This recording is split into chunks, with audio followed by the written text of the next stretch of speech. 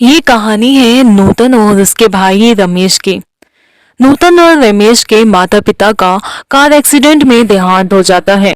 दिन के बाद से वो अपने चाचा राम सिंह जी के यहाँ रहने लगते हैं। सिंह जी की पत्नी लीलावती नौकरों का सारा काम नूतन और रमेश से ही लेती हैं कि ये खुद की बेटी भी है बीना, जिसमें पैसों की बू साफ झलकती है। आज बीना को ही देखने वाले आ रहे हैं। अरे लीला, सब तैयारियां हो गई? मेहमान बस आते ही होंगे। हाँ हाँ, तैयारियां तो सब हो गई हैं। आप बस बाजार से जाकर सामान लेकर आ जाइए। अरे मुझे भी तो तैयार होना है ना। वो कहाँ है रमेश? उसे बता दे, वो चला जाएगा। ये कहकर लीलावती नूतन और रमेश को आवाज लगाती है। ओ नूतन, रमेश, ओ नूतन, ओ रमेश, कहाँ मर गए ये दोनों के दोनों। आवाज सुनकर नूतन और रमेश दौड़कर चाची के पास आते हैं।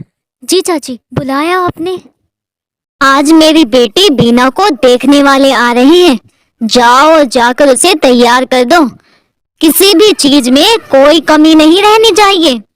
मेरी बेटी एकदम अप्सरा लगनी चाहिए, समझी? जी चाची। और रमेश, तू ये पकड़ लिस्ट, मैंने इसमें सारा सामान लिख दिया है। जल्दी जा और बाजार से जाकर सामान लेकर आ जा। मेहमान बस आते ही होंगे। जी चाची, मैं अभी लाता हूँ। ये सब तो हो गया, अब मैं भी तैयार हो जाती हूँ। यह कहकर लीलावती तैयार होने के लिए चली जाती है। बीना बहन, मैं आपको ऐसा तैयार करूंगी कि दूल्हे बाबू आपको देखते ही पसंद कर लेंगे। हाँ हाँ, मैंने सुना है जिस पर नूतन का साया पड़ जाए वो काम बनते बनते बिगड़ जाता है। बड़े ही अनमने ढंग से बीना ने उत्तर दिया। इसी बीच बीना का हाथ गिलास से लगता है और गिलास नीचे गिरकर टूट जाता है। बीना गुस्से में नूतन पर चिल्लाने लगती है। दिखाई नहीं देता, अंधी हो तुम? गिलास तोड़ दिया, मनहूस कहीं की।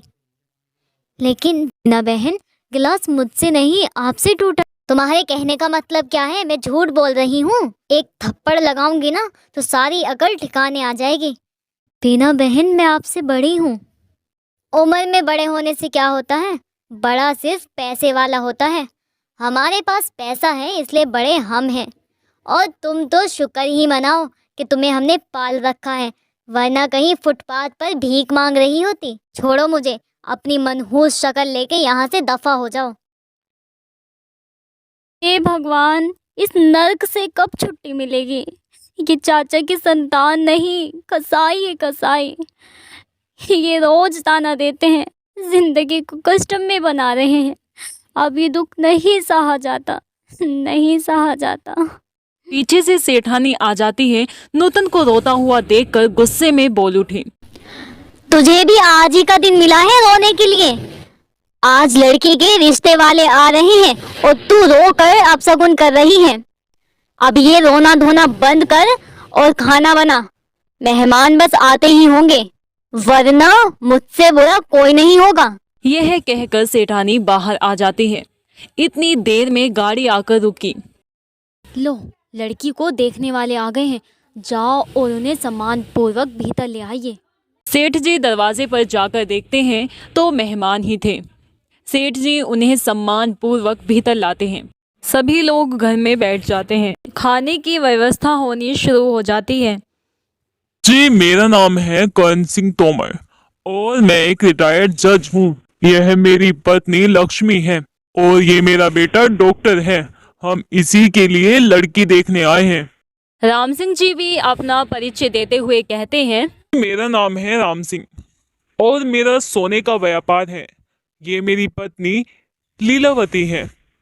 हमारी एक ही बेटी है बीना, जिसे आप देखने आए हैं। और कौन कौन है आपके घर में? दो बच्चे और हैं, वो मेरे बड़े भाई की संतान हैं। उन बच्चों की परवरिश मैं ही करता हूँ। अच्छा, उनसे नहीं मिलवाओगे? जी जी, जरूर, अभी मिलवाता हूँ। यह कहकर सेठ जी नूतन और रमेश को आवाज लगाते हैं। नूतन ने इस वर्ष बीई की परीक्षा दी है। यह इसका भाई 10वीं में पढ़ रहा है। दोनों बच्चों पर मुफलिसी साफ चमक रही थी। अपनी परेशानी का हाल स्वयं उनके हालात कह रहे थे। खाना टेबल पर नूतन ने सजा दिया। नूतन खाना रखने अनेक बार डॉक्टर साहब व उनके पिता के सामने से गुजरी। डॉक्टर साहब नूतन को बड़े चाव से देख रहे थे। आपकी लड़की कहाँ तक पढ़ी है? इस वर्ष बीएससी की परीक्षा उत्तीर्ण की है। का काम करना तो जानती होगी। कभी इसकी आवश्यकता ही नहीं हुई। घर का सारा काम तो नूतन देखती है। मेरी बेटी को पढ़ाई से फुर्सत ही कहाँ है। अच्छा ठीक है, आप लड़की को बुलाइए। थोड़ी देर में बीना आंखों से आंखें मिलाए सबके सामने आकर बैठ जाती है। सेठानी जी अपनी बेटी बीना की खूब तारीफें करती हैं। जज साहब बीना के हाव भाव देखते हैं और फिर थोड़ी देर में बीना उठकर चली जाती है। अगर आपको एतराज न हो तो हम रिश्ते के संबंध में अपने बेटे से अकेले में बात करना चाहते हैं। अरे नहीं नहीं, हमें एतराज क्यों होगा। हम कुछ समय के लिए उठकर चले जाते हैं। कर सेठ जी वहां से चले जाते हैं। बेटा, तुम्हें लड़की कैसी लगी? पिताजी, मैं जैसी लड़की चाहता था बीना वैसी नहीं है। इसमें नारी के गुण दिखाई नहीं देते। यह एक घमंडी लड़की है। इस लड़की से शादी करने से बेहतर है मैं कुंवारा ही रहूं। सही कह रहे हो बेटा। लड़की पढ़ी लिखी जरूर है, पर संस्कार नाम की चीज नहीं है। मैं भी इस रिश्ते से खुश नहीं हूँ। तो जवाब के लिए कुछ समय लेकर घर चलते हैं, वहां से ही मना कर देंगे। ठीक है पिताजी, पर मुझे नूतन पसंद है, जो पढ़ी लिखी भी है, संस्कारी भी है और सुशील भी है, जिसमें नारी के सर्वगुण मौजूद हैं। वह मेरी पत्नी बनने योग्य है। अगर आप चाहे तो नूतन के लिए बात करें। आज मैं समझा मेरे बेटे को हीरा परखने में महारत हासिल है। मैं भी यही चाहता था जो तू सोच रहा है। मैं नूतन को अपनी बहू बनाने को तैयार हूँ। और मुझे तो देखते ही पसंद आ गई थी। बड़ी ही संस्कारी बच्ची है और सुंदर भी है। हमने सेठ जी को बुलाया और अपनी बात को आगे बढ़ाते हुए कहा, सेठ जी, बीना मेरे लिए बेटी ही है। मैं चाहता हूँ बीना की बजाय नूतन मेरे घर की बहू बने। बात यह है कि नूतन आपके बड़े भाई की लड़की है। नूतन बीना से बड़ी है, इसलिए पहले नूतन की शादी होनी चाहिए। अगर आप कहे तो मैं नूतन को शगुन चढ़ाना चाहता हूँ। सेठ जी दंग रह गए। चेहरे पर हवाइयां छा गई।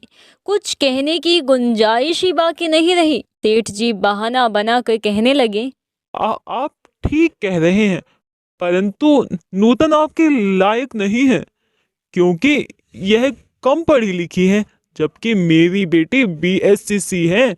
आपका लड़का डॉक्टर है।